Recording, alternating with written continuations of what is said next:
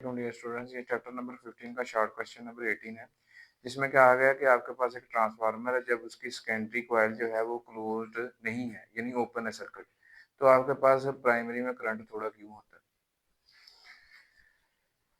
ये primary coil जिसको हमने एसी सोर्स लगाया हुआ है, ठीक है। ये सेकेंडरी कॉइल का स्विच ओपन है, इसका मतलब है सेकेंडरी में कोई करंट फ्लो नहीं हो रहा। सो जो ये आई एस है ये जीरो हो गया। आई एस जीरो होने की वजह से जीरो हो गया।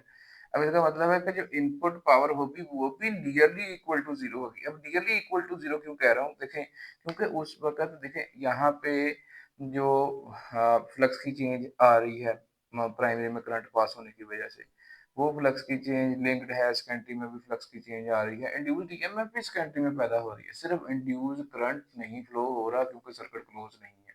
सो एडी करंट्स जो है वो कुछ पावर लेंगे, कुछ पावर जो है वो जो हिस्टैरिसीस लॉज में कंज्यूम होगा। इसका मतलब है कि स्मॉल पावर जो है वो हाँ, वो आपके पास यूटिलाइज होगी प्राइमरी में, ठीक है। तो इसकी वजह से स्मॉल पावर को जब हम कह रहे हैं तो इसका मतलब है कि स्मॉल करंट जो है वो इसकी इनपुट पे वो फ्लो करेगा।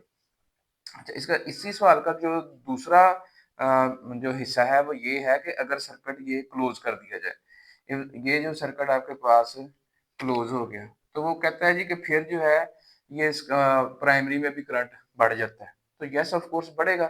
उसकी वजह ये है कि अब आपके पास जो है ये क्लोज हो चुका है, सेकेंडरी का करंट जो है वो एक्सीड कर गया है। सेकेंडरी की पावर जो आउटपुट है, पावर आउटपुट सेकेंडरी की काफी बढ़ गई है, जो कि पहले जीरो थी, अब वो काफी बढ़ गई है। तो इसका मतलब है कि जो इनपुट पावर होगी, आपको पता है इनपुट पावर एक्चुअली जो होती है वो आउटपुट पावर से ग्रेटर होती है। आउटपुट पावर कम होती है, इनपुट पावर ज्यादा होती है।